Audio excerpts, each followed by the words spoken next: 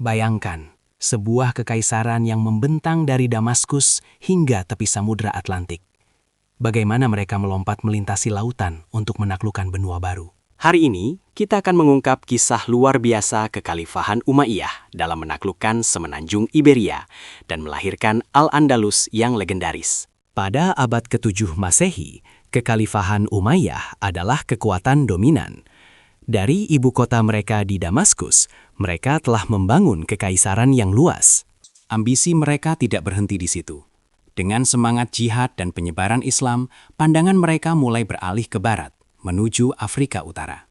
Penaklukan Afrika Utara adalah langkah krusial. Wilayah Maghrib, termasuk Maroko dan Tunisia modern, jatuh ke tangan Muslim.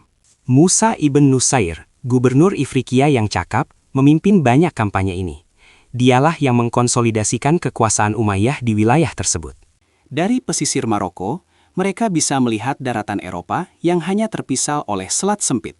Sebuah benua yang menjanjikan kekayaan dan penyebaran Islam lebih lanjut. Di seberang sana, semenanjung Iberia dikuasai oleh kerajaan Visigot. Namun, kerajaan ini sedang mengalami kekacauan internal dan perebutan kekuasaan. Konflik suksesi antara Raja Roderick dan bangsawan lainnya menciptakan kelemahan signifikan. Sebuah celah yang tidak luput dari perhatian Umayyah. Bahkan ada laporan bahwa beberapa bangsawan Visigot yang tidak puas meminta bantuan dari Musa ibn Nusair untuk menggulingkan Roderick.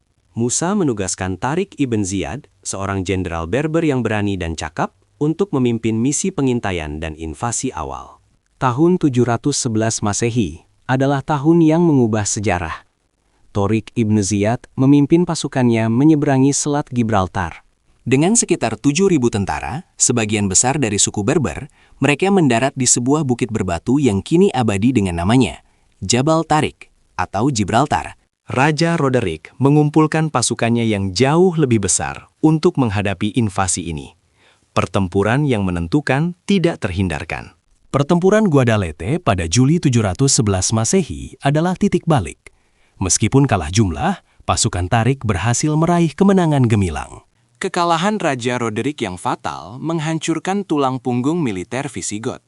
Jalan menuju semenanjung Iberia terbuka lebar bagi Umayyah. Alih-alih menunggu bala bantuan, Tariq menunjukkan inisiatif luar biasa. Dia membagi pasukannya dan bergerak cepat menaklukkan kota-kota kunci. Sevilla jatuh dengan relatif mudah. Kemudian Toledo, ibu kota Visigot, juga direbut tanpa banyak perlawanan setelah Roderick tewas. Musa ibn Nusair, setelah mendengar kesuksesan Tariq, tiba di semenanjung Iberia pada tahun 712 Masehi dengan pasukan tambahan sekitar 18.000 orang. Bersama, mereka menaklukkan kota-kota yang tersisa, bergerak ke arah utara dan timur, mengamankan hampir seluruh semenanjung dalam waktu singkat.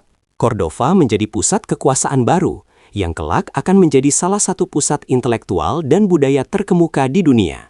Dalam kurun waktu kurang dari 1 dekade, sebagian besar semenanjung Iberia telah berubah dari Hispania Visigot menjadi Al-Andalus. Ini adalah salah satu penaklukan militer tercepat dan paling sukses dalam sejarah Islam, menunjukkan kehebatan strategis Umayyah. Al-Andalus kemudian berkembang menjadi pusat peradaban yang cemerlang, jembatan antara timur dan barat. Di sana, seni, sains, filsafat, dan arsitektur berkembang pesat, meninggalkan warisan yang kaya dan abadi di tanah Spanyol. Meskipun upaya untuk menaklukkan lebih jauh ke Eropa, seperti pertempuran Tours, akhirnya dihentikan, Al-Andalus tetap menjadi mercusuar Islam di barat.